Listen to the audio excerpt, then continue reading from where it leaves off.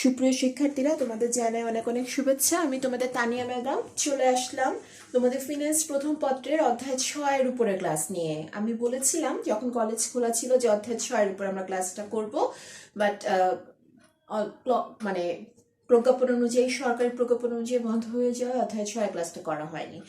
তো আমরা অনলাইনে ক্লাসগুলো দিব ইনশাল্লাহ। 6 উপরে মোটামুটি 2 থেকে 3টা ক্লাস দেওয়ার আমি চেষ্টা করব, এবং যতটুকু পরীক্ষা তোমাদের কভার করে বা করা দরকার ততটুকু আমি তোমাদেরকে শিখিয়ে দেবো ইনশাল্লাহ। তো চলে আসি আমরা আমাদের পাঠের উপরে আলোচনাতে। অধ্যায় 6 উপরে আজকে প্রথম ক্লাস। আমি ফিনান্স প্রথম পত্র অধ্যায় 6 কথা বলছি, যেটার চ্যাপ্টারের নাম হচ্ছে দীর্ঘমেয়াদী অর্থায়ন বা লং টার্ম ফিন্যান্স। আচ্ছা, দীর্ঘমেয়াদী অর্থায়ন বা লং টার্ম ফিন্যান্স বলতে আসলে কি বোঝায়, কোন ধরনের অর্থায়নকে আমরা দীর্ঘমেয়াদী বলে থাকি, এই জিনিসটাকে জানা দরকার। তারপরে আমরা যাব দীর্ঘমেয়াদী অর্থায়নের বিভিন্ন উৎসের দিকে। তো চলো আমরা প্রথমে জেনে নিই দীর্ঘমেয়াদী কোন ধরনের অর্থায়নকে দীর্ঘমেয়াদী অর্থায়ন বলা হয়ে থাকে, বা কোন ধরনের ফাইন্যান্স কত কত দিন ব্যাপী বা কত সময় ব্যাপী ফাইন্যান্সকে লং টার্ম ফাইন্যান্স বলা হয়ে থাকে। চল, দীর্ঘমেয়াদী অর্থায়নের আলোচনা আমরা বলতে পারি যে 5 বছরের অধিক সময়ের জন্য যে অর্থায়ন করা হয় তাকে দীর্ঘমেয়াদী অর্থায়ন বা লং টার্ম ফাইন্যান্স বলা হয়ে থাকে। অর্থায়নের 3টা ধাপ রয়েছে: স্বল্পমেয়াদী অর্থায়ন, মধ্যমেয়াদী অর্থায়ন এবং দীর্ঘমেয়াদী অর্থায়ন। স্বল্পমেয়াদী অর্থায়নের ডিউরেশন হচ্ছে 1 বছর বা তার কম সময়ের জন্য। 1 বছর বা তার কম সময়ের জন্য যে অর্থায়ন করা হয়ে থাকে তাকে স্বল্পমেয়াদী অর্থায়ন বলে। মধ্যমেয়াদী অর্থায়নের ডিউরেশন হচ্ছে 1 বছরের অধিক সময় থেকে 5 বছর মেয়াদী যে অর্থায়নটা করা হয়ে থাকে তাকে বলা হয়ে থাকে মধ্যমেয়াদী অর্থায়ন, মিড টার্ম ফিন্যান্স। হ্যাঁ, আর 5 বছরের অধিক সময়ের জন্য, ইনফিনিটি টাইমের জন্য, মানে কোনো যার সীমা নাই, এই সময়ের জন্য যে অর্থায়নটা করা হয়ে থাকে তাকে দীর্ঘমেয়াদী অর্থায়ন বলে। সেটা হতে পারে 10 বছর, 7 বছর, 15 বছর, 20 বছর, 25 বছর। এই সময়টার জন্য যে অর্থায়নটা করা হয়ে থাকে সেটাকে বলা হয়ে থাকে দীর্ঘমেয়াদী অর্থায়ন। তো আজকে আমরা দেখব দীর্ঘমেয়াদী অর্থায়নটা যে করা বা দীর্ঘমেয়াদী অর্থায়নের ক্ষেত্রে কোন কোন উৎসগুলা ব্যবহার করা হয়, দীর্ঘমেয়াদী অর্থায়ন কালেক্ট করার জন্য, সংগ্রহ করার জন্য কোন কোন উৎসগুলা ব্যবহার করা হয় আমরা দেখব। আমরা দেখলাম আমরা দেখছি দীর্ঘমেয়াদী অর্থায়ন উৎসগুলো বোর্ডে লেখা রয়েছে, আমরা একটু জানবো। দীর্ঘমেয়াদী অর্থায়ন উৎস সাধারণত কোম্পানিগুলো বা যৌথ মূলধনী প্রতিষ্ঠানগুলো যে উৎসগুলো ব্যবহার করে থাকে যেখান থেকে দীর্ঘমেয়াদে অর্থ সংগ্রহ করা যায়, এই ধরনের উৎসগুলো আসলে বিভিন্ন রকমের হয়ে থাকে। যেমন প্রথম উৎসটার নাম হচ্ছে শেয়ার। শেয়ার হচ্ছে এমন একটা উৎস যেটা থেকে আসলে দীর্ঘমেয়াদে অর্থ সংগ্রহ করা যায় বা অর্থ কালেক্ট করা হয়ে থাকে। শেয়ার আবার 2 রকমের হতে পারে, এখানে যদিও আমি লিখিনি, কিন্তু তোমরা সবাই জানো শেয়ার 2 রকমের হতে পারে।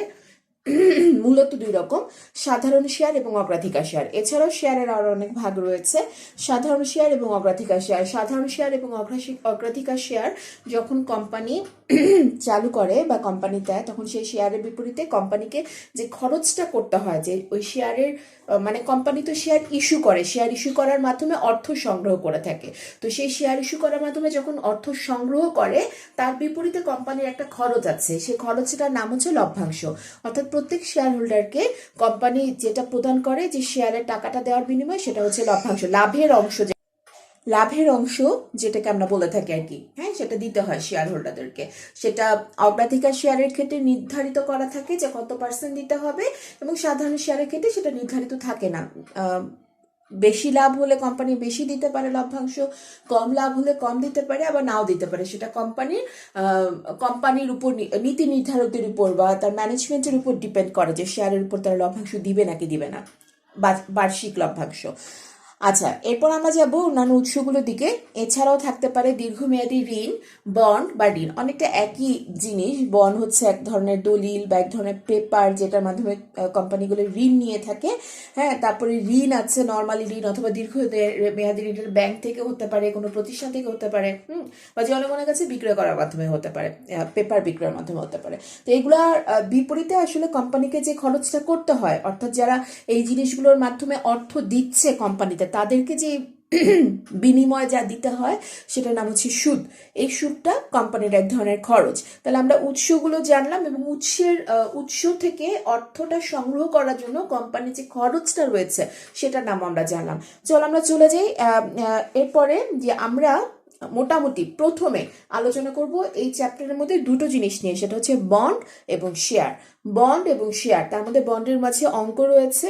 হ্যাঁ, বন্ডের অঙ্ক করব আমরা, কিভাবে মূল্য নির্ধারণ করতে হয়, বন্ড থেকে প্রাপ্তি, এই জিনিসগুলো আমরা দেখব, এবং শেয়ার নিয়ে আলোচনা করব আমরা ইনশাআল্লাহ। তো প্রথমে বন্ড নিয়ে আলোচনা করব, চলো আমরা বন্ডে চলে যাই। বন্ড বন্ড নিয়ে আমরা আলোচনা করি। বন্ড আসলে কি বা বন্ড কাকে বলে?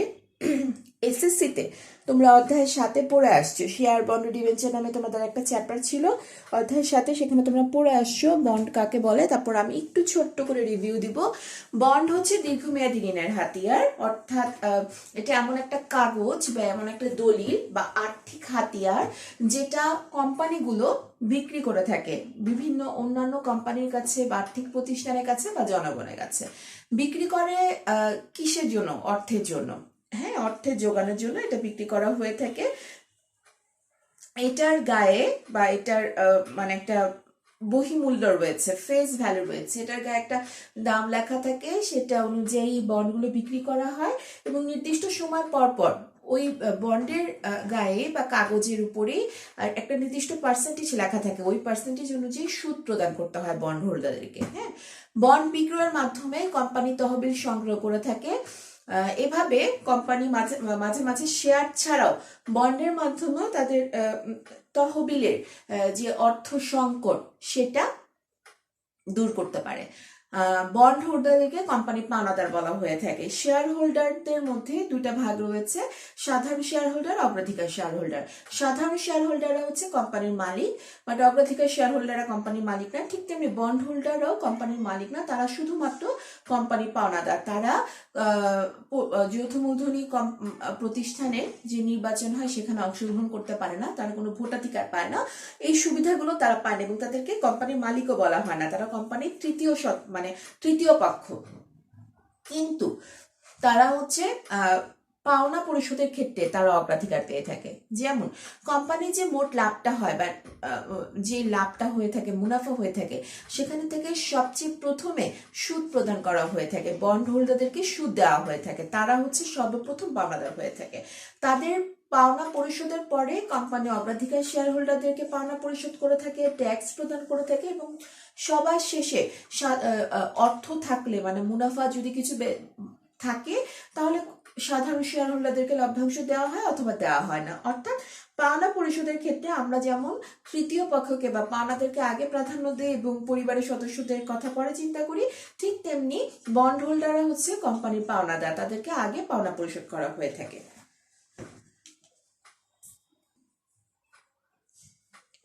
এরপর আমরা দেখব বন্ড ইস্যুকারী কর্তৃপক্ষ। বন্ড কাকে বলে আমরা জানলাম, এখন প্রশ্ন আসতে পারে মনে যে বন্ড কাকে বলে তো আমরা জানলাম, তাহলে বন্ড আসলে কারা ইস্যু করে থাকে, কেনে কারা, সেটা আমরা আলোচনা করেছি, আবার আলোচনা করবো ইনশাল্লাহ। কিন্তু ইস্যু করে থাকে কারা, বন্ড কারা ছাড়ে বাজারে, সেটা আমরা দেখবো। 4 ধরনের প্রতিষ্ঠান বা 4 ধরনের ব্যক্তি বন্ড ছেড়ে থাকে। সেটা প্রথমে আমরা বলবো সরকারের নাম, যে কোনো দেশের সরকার সে দেশের আর্থিক বাজারে ফিনান্সিয়াল মার্কেটে বন্ড ইস্যু করতে পারে, দীর্ঘমেয়াদী বন্ড ইস্যু করতে পারে। সাধারণত সরকার যে ধরনের বন্ডের মালিক বা সরকার বা সরকারি ব্যাংক যে বন্ডগুলো ছাড়ে বাজারে, হ্যাঁ, সেই বন্ডগুলোকে বলা হয়ে থাকে ট্রেজারি বন্ড। এবং তোমরা জেনে থাকবে ট্রেজারি বন্ডের ঝুঁকির পরিমাণ সবচেয়ে কম, কারণ কোনো একটা দেশের সরকার, আমি লিখে দিয়েছি এখানে ঝুঁকি কম শেষে দেখো, কারণ কোনো একটা দেশের সরকার কখনো দেউলিয়া হতে পারে না, সরকারি খাত কখনো দেউলিয়া হতে পারে না। সে কারণে সরকারের যেহেতু দেউলিয়া হওয়ার সম্ভাবনা নেই, সুতরাং ট্রেজারি বন্ডে বিনিয়োগ করে ঠকার বা ক্ষতিগ্রস্ত হওয়ার সম্ভাবনা নেই, তাই ট্রেজারি বন্ডের জনপ্রিয়তা অত্যাধিক। হ্যাঁ, সাধারণত 5 থেকে 10 বছর মেয়াদি হয়ে থাকে, 5 বছর বা 10 বছর মেয়াদি হয়ে থাকে এই ধরনের ট্রেজারি বন্ড বা সরকারি বন্ডগুলো।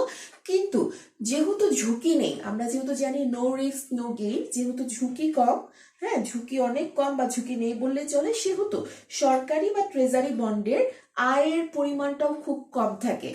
যে আয়টা কম পাওয়া যায় সরকারি বন্ড থেকে। সুতরাং যারা রিস্ক নিতে পছন্দ করে, যারা বেশি আয় করতে চায়, তাদের অনেকেই সরকারি বন্ডে বিনিয়োগ করে না, তারা অন্যান্য বন্ডগুলোকে বেছে নেয়।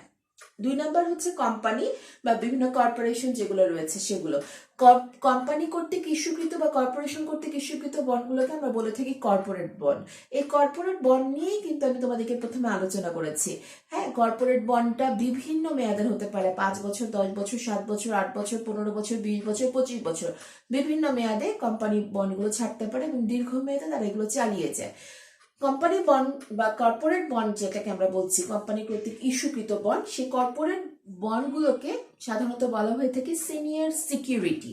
কেন বলা হয়ে থাকে? কারণ একটা কোম্পানির ক্ষেত্রে অনেকগুলো সিকিউরিটি থাকে, সাধারণ শেয়ার, অগ্রাধিকার শেয়ার, বন্ড, অনেকগুলো সিকিউরিটি থাকে। তার মধ্যে কোম্পানি যদি দেউলিয়াত্ব বরণ করে, মানে কোম্পানিকে যদি আদালত দেউলিয়াত্ব ঘোষণা করে, সেক্ষেত্রে সবার আগে কোম্পানি বন্ড হোল্ডার যারা, তাদের দায়টা মেটাবে, তাদের যে অর্থটা সেটা আগে পরিশোধ করবে।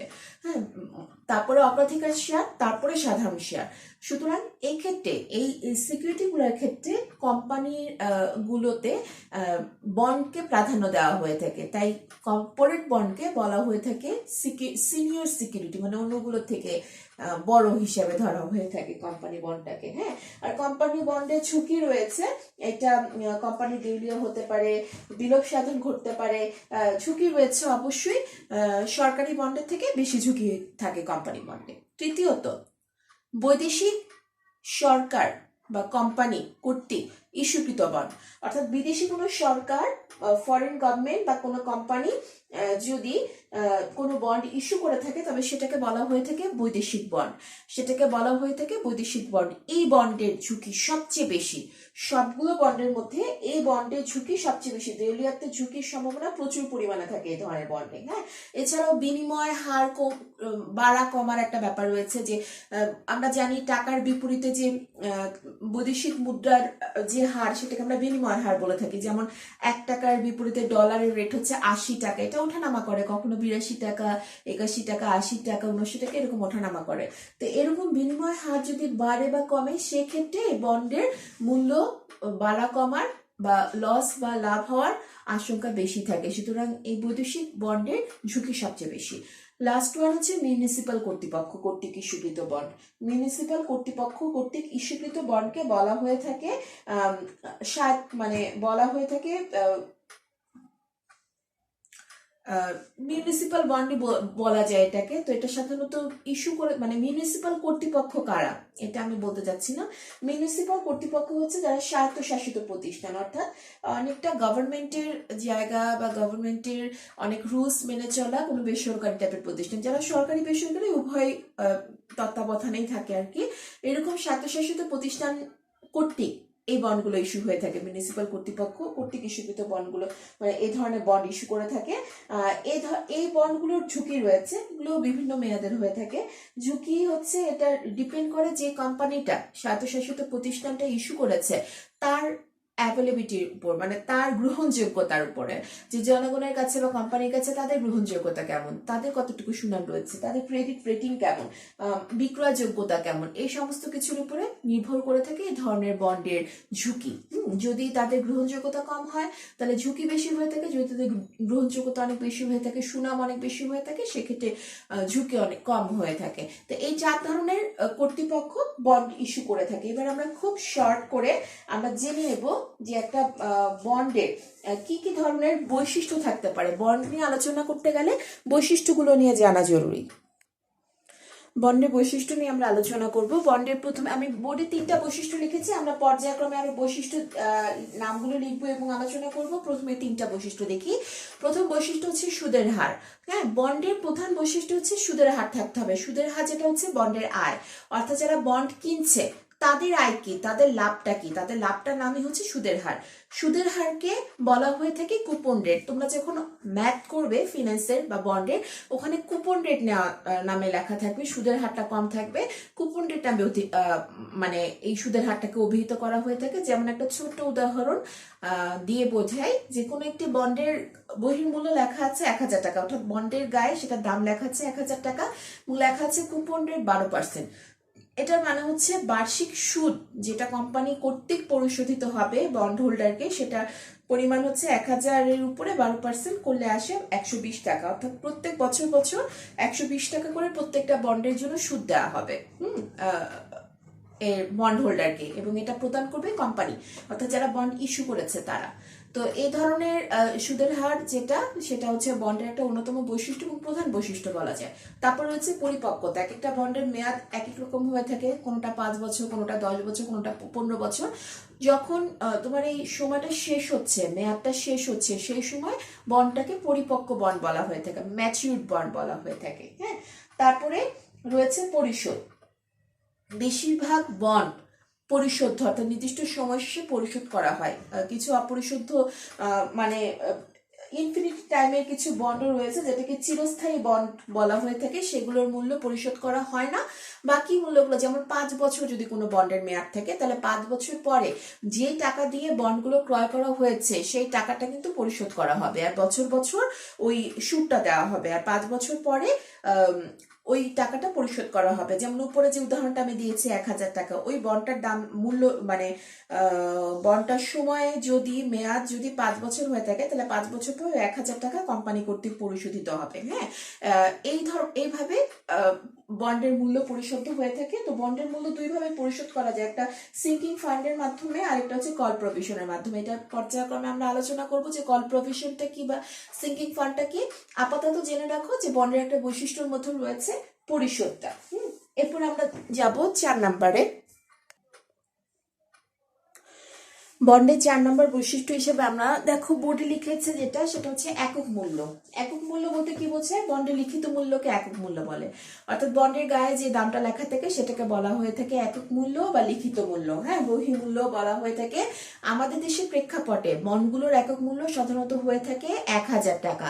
বন্ডগুলোর একক মূল্য সাধারণত হয়ে থাকে 1,000 টাকা। হ্যাঁ, তারপরে রয়েছে নিমজ্জিত তহবিল বা সিঙ্কিং ফান্ড, আমরা যেটা পড়েছিলাম কিছুক্ষণ আগে। হ্যাঁ, পরিশোধ 3 নম্বর বৈশিষ্ট্যের মধ্যে পরিশোধের মধ্যে আমি বলেছিলাম যে বন্ডের মূল্য পরিশোধ করা যায় দুটি উপায়ে, একটা হচ্ছে সিঙ্কিং ফান্ডের মাধ্যমে, একটা হচ্ছে কল প্রভিশনের মাধ্যমে। দেখো আমাদের 5 নম্বর এবং 6 নম্বর বৈশিষ্ট্য এই দুটো চলে আসছে, আমি বলেছিলাম যে আমরা একটু পরে বুঝবো। তো নিমজ্জিত তহবিল বা সিঙ্কিং ফান্ডটা কি? দেখো, সিঙ্কিং ইংলিশ ওয়ার্ড, সিঙ্কিং এর মানে বোঝো যেটা গোপন বা যেটা নিমজ্জিত, মানে ডুবে গেছে এরকম, কিন্তু পুরোপুরি ডুবেনি। অর্থাৎ এরকম একটা তহবিল সাধারণত বড় বড় প্রতিষ্ঠানগুলোতে থাকে, যেখানে বিভিন্ন সোর্স থেকে বিভিন্ন তহবিলের নামে এখানে টাকা জমা করা হয়। যেমন মনে করো অপচয় সঞ্চিত তহবিল। হ্যাঁ, অপচয় হিসেবে আমরা ধারণা করে নিই আমাদের প্রতি বছর যে আমাদের যে সম্পদগুলো রয়েছে, দীর্ঘমেয়াদী সম্পদ, সেগুলোর যে ক্ষতি আমরা ধারণা করে দিই যে প্রত্যেক বছর এটা এত টাকার কার্যক্ষমতা হারাচ্ছে, সেই টাকাটাকে আলাদা একটা ফান্ডে জমা করে রাখা। এভাবে বিভিন্ন জিনিসের মাধ্যমে বা মুনাফা থেকে কিছু অংশ প্রত্যেক বছর নির্দিষ্ট একটা অংশ আলাদা করে রেখে তৈরি করা হয়ে থাকে নিমজ্জিত তহবিল, যেটাকে আমরা সিঙ্কিং ফান্ড বলে থাকি, যেটাকে আমরা প্রতিপূরক তহবিল বলে থাকি। এটা করা হয়ে থাকে। হ্যাঁ, মানে মেয়াদ শেষে যখন বন্ডের মূল্য পরিশোধ করার সময় আসে, তখন সেই সিঙ্কিং ফান্ড থেকে টাকাটা বন্ড হোল্ডার থেকে পরিশোধ করা হয়ে থাকে। এটা একটা পরিশোধের উপায় হতে পারে। 6 নম্বরে দেখো বলা হচ্ছে পুনঃক্রয় বা কল প্রভিশন। পুনঃক্রয় বা কল প্রভিশন, এটার মাধ্যমে বন্ডের মূল্য পরিশোধ করা হয়। সাধারণত কোম্পানি এক্ষেত্রে বলে নেয়, যে মনে করিয়ে দেয় যে আমরা তোমাদের কাছ থেকে পুনরায় বন্ডটা কিনে নিলাম, অর্থাৎ কোম্পানি যে বন্ডটা বিক্রি করেছে মনে করো 10 বছর আগে বা 5 বছর আগে, সেই 5 বছর পরে যখন বন্ডটা ম্যাচিউরড হচ্ছে, তখন বন্ডটা পুনরায় কোম্পানি বন্ড হোল্ডারদের কাছ থেকে ক্রয় করে নিচ্ছে। এটাকে বলা হয়ে থাকে পুনঃক্রয় বা কল প্রভিশন। হ্যাঁ, মেয়াদ পূর্তির আগেই কোম্পানি কর্তৃক বন্ড ক্রয় করা, যেমন 10 বছর হয়ে যাচ্ছে বা 5 বছর মেয়াদ রয়েছে, সেটার আগ দিয়েই ঠিক কোম্পানিটা ক্রয় করে নেয়। আমি একটা উদাহরণ দিয়েছি, দেখো কিছু নাম আমাদেরকে জানতে হবে এখানে, অবজেক্টিভের জন্য ইম্পর্টেন্ট। সেগুলো হচ্ছে, যেমন একটি বন্ডের দাম যদি হয় 1,000 টাকা, তাহলে সেটাকে বলা হয়ে থাকে সমমূল্য। যেটা লেখা থাকে উপরে 4 নাম্বার থেকে আমরা জেনেছি, সমমূল্যটাকে একক মূল্য বলা যেতে পারে, লিখিত মূল্য বলা যেতে পারে, বহির্মূল্য বলা যেতে পারে, অর্থাৎ যেটা আমরা অনেকগুলো নাম বলতে পারি এটাকে। 1,000 টাকা। এখন কোম্পানি মনে করি বন্ডটার মেয়াদ হচ্ছে 10 বছর, বন্ডটার মেয়াদ হচ্ছে 10 বছর। এখন কোম্পানি 10 বছর ঠিক মেয়াদ শেষ হওয়ার আগে যখন সে বন্ড হোল্ডারদেরকে কাছে খবর পাঠালো যে আমরা তোমাদের কাছ থেকে যেহেতু মেয়াদ শেষ হয়ে গেছে বন্ডগুলো পুনঃক্রয় করে নিব, কল প্রভিশনের মাধ্যমে পুনঃক্রয় করে নিব। তখন তারা বললো যে যে বন্ডটা আমরা 1,000 টাকা দিয়ে বিক্রি করেছিলাম সেটাকে আমরা 1,010 টাকা দিয়ে কিনে নিব। এটাকে বলা হয়ে থাকে তলব মূল্য। প্রত্যেক বছর কিন্তু কোম্পানি সুদ দিয়েছে, পাশাপাশি সে বলছে মেয়াদ শেষে তারা সেটা কিনে নিবে এবং সেটা 10 টাকা বেশি দিয়ে কিনে নিবে, এটাকে বলা হয় তলব মূল্য। এই যে সমমূল্য এবং তলব মূল্যের পার্থক্য সেটা হচ্ছে কল প্রিমিয়াম বা বন্ড হোল্ডারদের আয় বলতে পারি এক ধরনের। এই 10 টাকা এটা যেমন তো একটা বন্ড কেউ কেনে না, একটা লটে কেনে বন্ড, এবং এই 10 টাকাটা তোমাদের কাছে যেহেতু ছোট মনে হচ্ছে আয়টা এতটা ছোট না, অনেকগুলো বন্ড কিনলে আয়টা অনেক বেশি আসে। তো এইভাবে নিমজ্জিত তহবিল বা কল প্রভিশনের মাধ্যমে কোম্পানিগুলো মেয়াদ শেষে অর্থ পরিশোধ করে থাকে বা বন্ডের মূল্য পরিশোধ করে থাকে। নেক্সট বৈশিষ্ট্যে যাব আমরা। 7 নম্বর বৈশিষ্ট্য হচ্ছে ইনডেঞ্চার। আমি লিখে দিয়েছি ইনডেঞ্চার বলতে বোঝাচ্ছি লিখিত বৈধ দলিল। যেহেতু বন্ড আমরা বলছিলাম দীর্ঘমেয়াদী বন্ড নিয়ে আলোচনা করছি আমরা এই চ্যাপ্টারে, সেহেতু দীর্ঘমেয়াদে মানে বন্ড ক্রয় করলে বন্ড হোল্ডার এবং কোম্পানির মধ্যে একটা দীর্ঘমেয়াদী সম্পর্ক প্রতিষ্ঠিত হয়। সেই সম্পর্কটা সময়ের পরিবর্তনের সাথে সাথে যেন সম্পর্কটা দায় দায়িত্ব এবং সম্পর্কটার যে মূল যে ব্যাপারটা বিশ্বাসযোগ্যতা, সেই ব্যাপারগুলো যেন ক্ষতিগ্রস্ত না হয়, সেই ব্যাপারগুলো যেন ঠিক থাকে, এবং সেই নীতিমালা মানে নীতি কথাগুলো সবকিছু যে বৈধ দলিলে লিপিবদ্ধ থাকে, যে কত বছর পর মানে সবকিছু বন্ড হোল্ডারদের অধিকার, তাদের দায় দায়িত্ব সমস্ত কিছু যে দলিলটার মধ্যে লেখা থাকে সেই দলিলটাকে বলা হয়ে থাকে বন্ড ইনডেঞ্চার, অথবা সংক্ষেপে বলা হয়ে থাকে ইনডেঞ্চার। তারপরে 8 নাম্বার হচ্ছে জামানত। বন্ড দুই প্রকার হতে পারে, জামানত সহ, জামানত ছাড়া। হ্যাঁ, কিছু কিছু বন্ড মানে জামানত যুক্ত হয়ে থাকে, সেক্ষেত্রে জামানত হিসেবে রাখা হয় বিভিন্ন সম্পত্তি বা সম্পত্তি দলিল রাখা হয়ে থাকে। আবার কিছু কিছু আছে জামানত ছাড়া হয়ে থাকে। হ্যাঁ, আমাদের দেশের প্রেক্ষাপটে জামানত যুক্তটা অতটা পরিচিতি লাভ করেনি, জামানতহীন যে বন্ডগুলো সেগুলোই পরিচিতি লাভ করেছে। 9 নাম্বার হচ্ছে বন্ড থেকে প্রাপ্তি, যেটাকে আমরা বলে থাকি ইল্ড। তোমাদের এখন প্রশ্ন হতে পারে ম্যাডাম বন্ড থেকে প্রাপ্তি যেটা সেটাকে তো আমরা বলেছি সুদ, তাহলে এখানে আমরা ইল্ড কেন বলছি? বন্ড থেকে প্রাপ্তি যেটা ইল্ড, ইল্ড ব্যাপারটা অন্যরকম। যেমন এই যে ইল্ড যেটা বন্ড থেকে যে প্রাপ্তির ব্যাপারটা যেটাকে আমি ইল্ড বলছি, একটা হচ্ছে সুদ বন্ড থেকে আয় যেটা, আর একটা হচ্ছে প্রাপ্তি যেটাকে আমি ইল্ড বলে থাকি, এটা আসলে বাজার মূল্যের সাথে সম্পর্কিত। যেমন কোনো একজন ব্যক্তি মিস্টার ক কোনো একটা কোম্পানি থেকে একটা বন্ড ক্রয় করলো 1,000 টাকা দিয়ে, ঠিক আছে, 1,000 টাকা দিয়ে, এবং বন্ডের কুপন রেট হচ্ছে 15% ধরে নাও, তাহলে বার্ষিক সুদের পরিমাণ বা বার্ষিক আয়ের পরিমাণ হচ্ছে 150 টাকা। বন্ডটার বাজার মূল্য যেটা যখন সে ক্রয় করলো 1,000 টাকাতে, বন্ডটার বাজার মূল্য হচ্ছে 750 টাকা। এই যে বন্ডের বাজার মূল্যের সাথে তার যে একটা বার্ষিক আয়ের বা সুদের যে একটা সম্পর্ক, এই ধরনের সম্পর্ক মানে আবার যদি সে মনে করো 10 বছর মেয়াদি বন্ডটা সে ক্রয় করেছে, কিন্তু সেটা 5 বছর পরে 5 বছর পরে সে অন্য একজনের কাছে সেটা বিক্রি করে দিল, এটা করা যায়, এটার হস্তান্তর যোগ্যতা রয়েছে, তো এটা করা যায়। তো বিক্রি করে দিল অন্য একজন ব্যক্তির কাছে, এটা বিক্রি করে দিল, তো এইটা ক্ষেত্রে সে কি লাভ করবে? যদি 1,000 টাকা দিয়ে বন্ড কিনে এসে 5 বছর পর 90 টাকায় বিক্রি করতে হয়, তার তো লস হচ্ছে, মূলধনী লস যেটাকে আমরা বলে থাকি। আবার যদি সে 1,000 টাকা দিয়ে কিনে 1,020 টাকায় বিক্রি করতে পারে 5 বছর পর, তাহলে তার লাভ হচ্ছে। এই ধরনের মূলধনী লাভ ক্ষতিও এখানে মানে ম্যাটার করে। সুতরাং বন্ড থেকে প্রাপ্তি বা ইল্ড আসলে বন্ডের বাজার মূল্যের সাথে এবং মূলধনী লাভ ক্ষতির সাথে সম্পর্কিত, এবং ইল্ডের কিছু অঙ্ক রয়েছে তোমাদের এই চ্যাপ্টারে, ইনশাল্লাহ সময় অনুযায়ী আমরা করবো সেটা।